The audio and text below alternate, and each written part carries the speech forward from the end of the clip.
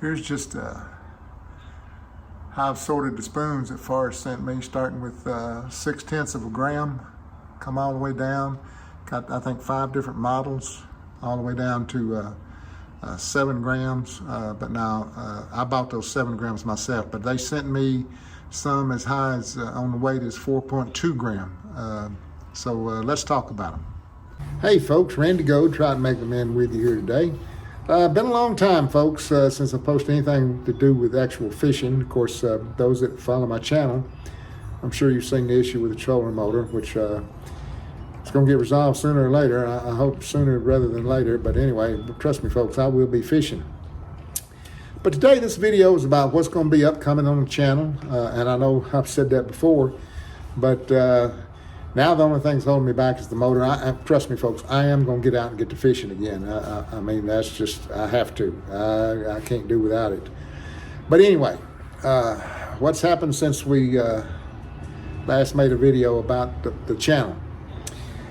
I've received an email about, I guess it's been 3 months now, from Forrest Lures out of Japan. Forrest Lures is thinking about coming to the States and want to know, did I have any input? Had I used their products, which I have used their products. And specifically, I've used the MIU Native series of spoons, which are absolute deadly. I think that line of spoons is the #1 selling trout spoon in Japan, and with good reason. It catches fish, it really does. I have some of those MIU Natives as small as 2.8 gram. I don't have many of them. I got a few, but I got quite a few of the MIU Native 4.2, 4.8, 4.2 grams, what it is. But anyway, they have sent me, and you're going to see a video, I don't know where I'm showing you the spoons they sent me. They sent me 202 spoons to showcase. I think it's 5 different models. And believe it or not, each model has a different purpose, how you fish it, when you fish it, what you're fishing for. Also learned about their color-coded system. I always thought on the colors of these lures you get out of Japan, it was just a number. You know, each color had a name, but there was a number to go along with it. I just thought, well, it's a number for supply purposes or whatever. Well, no, that's not the case. In the case of these trout spoons, they have numbered them 1 through 10 colors. And what they do, and I would have to go back and read the email, and they have sent me several emails about how to fish these, what rod and reel to use, what line to use, how to do the retrieve, how to hold the rod. I mean, folks, we think we know about fishing, and we do. There's a lot of great fishermen in the U.S. I'm not saying that, but I'm going to tell you something. The detail the Japanese get into just blows my mind every time. And come to find out, I don't think there's a wrong way to fish a spoon, but I certainly was not fishing the spoon the way they recommended I fish it, which I'm going to try that as soon as I get on the water.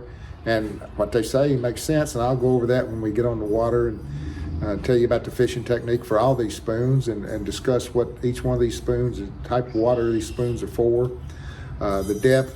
Back to the color system. 1 through 10. 1 is the color you would use if trout are highly active, are really feeding. Then it goes down to 10, which if the bite is really slow. Now that is what they found in their research in Japanese waters. Here in the U.S. waters, it may be different. I don't know. You know, colors and trout fishing is a big deal. I've had to change colors a few times. When, you know, what I was using, which I used mostly bison, but for years and years I'd fish with white. But there'd be days when what you were throwing wasn't getting it done, and you change colors, and all of a sudden you start catching fish. So colors in the trout world are a big deal. Now, everybody says colors are used more to catch tackle buyers than it is for fishing, but in the trout world that's not the case, and I'm not sure that's the case in the crappie world. I think color does matter in the crappie world from time to time. But anyway, 202 spoons. We'll never have to buy another spoon the rest of my life. I don't think. And going to get out fishing them, and can't wait to get on the water. Also now, somebody may ask, okay, the name of the channel is Trout Magnet Man. Here I am going to be showcasing some trout spoons. Well, let me tell you. For those of you that know me, no way I'm abandoning the trout magnet. It's going to be in my bag till the day I die. It's going to be the majority lure I use until I die. It just catches fish. If you're an ultralight angler and you're not using trout magnet and you're not catching the number of fish you think you ought to, or the species that you think you ought to, you need to try a trout magnet. That's just how much I like it. I mean, over the years, I've been fishing it since 2008 or 9, something like that. I mean, it just outperforms. I mean, it just does. I'm after panfish, but for those of you that follow my channel, the trout magnet catches Kentuckies. It catches smallmouth. It's a big-time smallmouth bait. But these spoons, there are times when you're going to want to fish a different way. And what I mean by that, fishing these spoons, you're always going to be on tight line. And there's nothing, let me tell you, there's nothing like the hit you get when you're fishing a spoon on trout line from a good 14, 15 inch or above trout. I mean, it's just unreal. When you're fishing the trout magnet and D2 jig, which catch tons of trout, there's no doubt about it, but you're not always on tight line when you're twitching a trout magnet or you're fishing a trout magnet under the float. The D2 jig, you're popping it. You're raising and lowering, raising and lowering. And more often than not, that fish is going to hit on the fall. And while it is a good feel, it's not like that jolt when you're fishing something with a tight line. And these spoons come into play when you want to just change up and you want to feel something a little bit different, the way you're fishing, the way the fish strikes. And trust me, there is a difference. When a fish hits one of these on the swing coming out of a riffle, on a tight line, I tell you folks, it's just like they want to jerk the rod out of your hand. It's pretty awesome. But these spoons, they catch trout. They catch a lot of trout. And I have caught bluegill with these spoons. Didn't fish for bluegill much with them, but they will. And I don't know about crappie. I don't know. I've heard of people fishing for crappie with spoons, but I don't know that I'm going to just go out and go crappie fishing with these spoons. I might one day on the water if I'm not, if I got the time, I may just tie one on when I'm catching crappie, just see how crappie react to it. But I can tell you trout react to these spoons very well.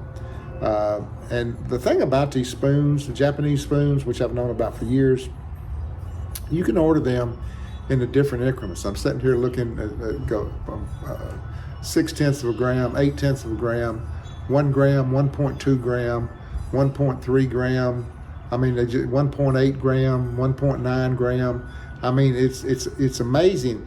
Here in the U.S., if you find some spoons, you're not going to be able to find the half a gram spoons. You're not going to do it. And the hooks on these spoons. Doing my research, and these hooks, they will bite you. They are sharp. Majority of the hooks I have found on these that they sent me, not all of them, but most of them I think are Van Fook hooks, which is a great hook. Now, I will change some of the hooks out because many of these spoons they sent me are barbless, which that's okay. I've got the hooks to change them out to micro barbs if I want to do so.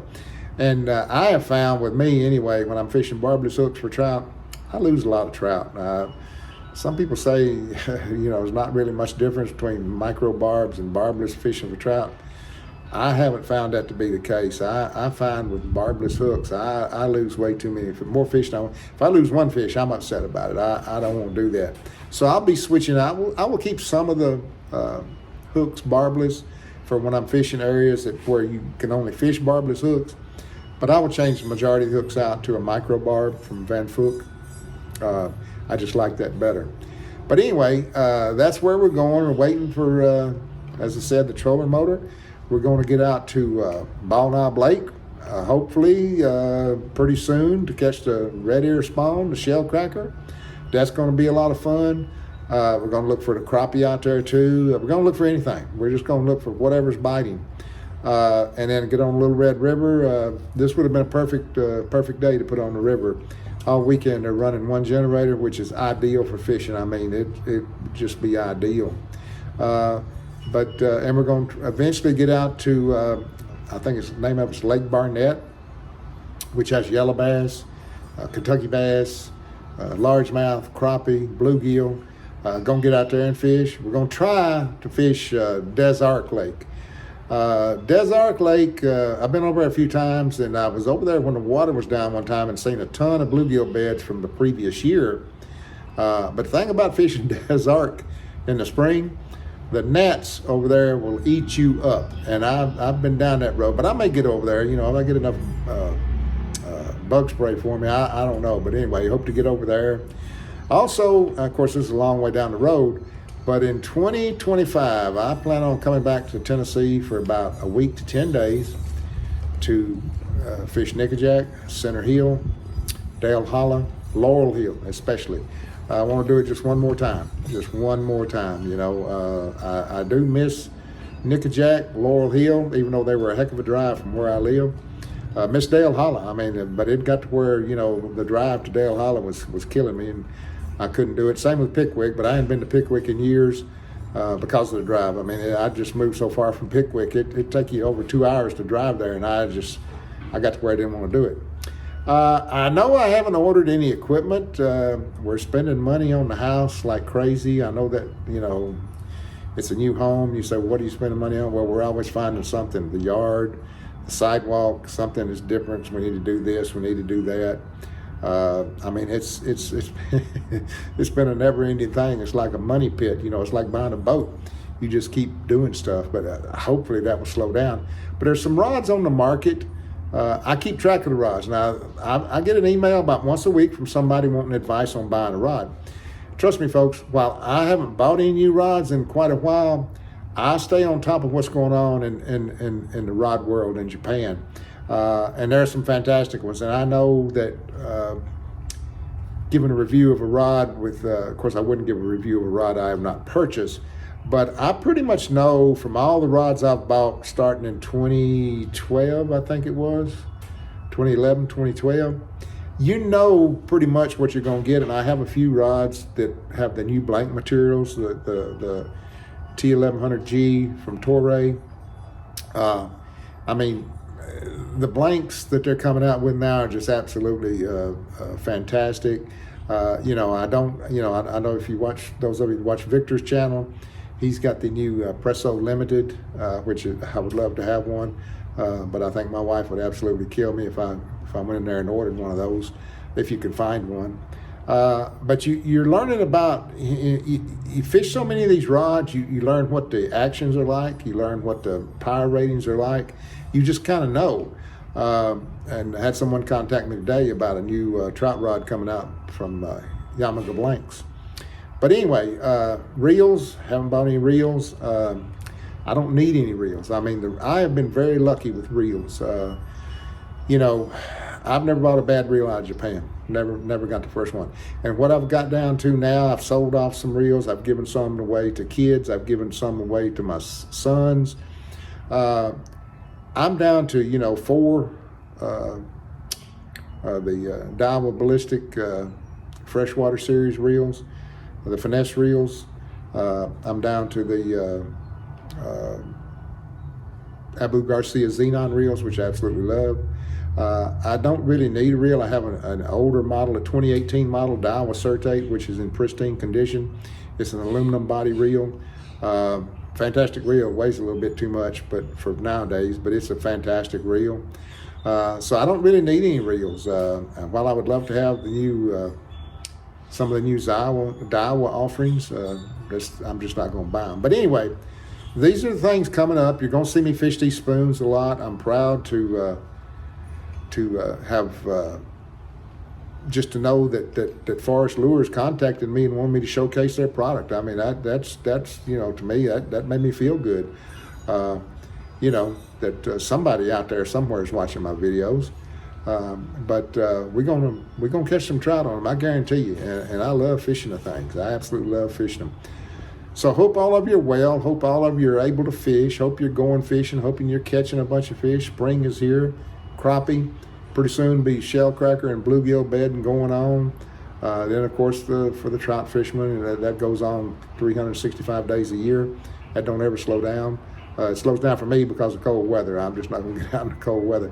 But we're going to get on the water soon, folks. As soon as we get this trolling motor, we're getting on the water. When I'll get that motor, I don't have a clue. But I appreciate the support y'all have given this channel. I appreciate the subscribers I got. I appreciate you watching. This video is already too long, but what I've learned about that, you know, when I first got on YouTube, everybody said, oh, keep your videos to 5 or 6 minutes. Then you started seeing people, and I tried that. That didn't really make any difference. And I don't care if your video is 30 minutes long or it's 4 minutes long, you find that people only watch a portion of that video. There are some who are going to watch all the way through, and that's fine, that's great. But whether your video is 4 minutes or 5 minutes or 30 minutes, you're not going to get the people are just not going to watch the whole video as a whole. They're just not going to do it. There'll be a few, but not everybody. But anyway, as I said, folks, hope all of you are doing well, catching a bunch of fish. Hope you're healthy and safe. So until next time, soar lip 'em all, and life is good.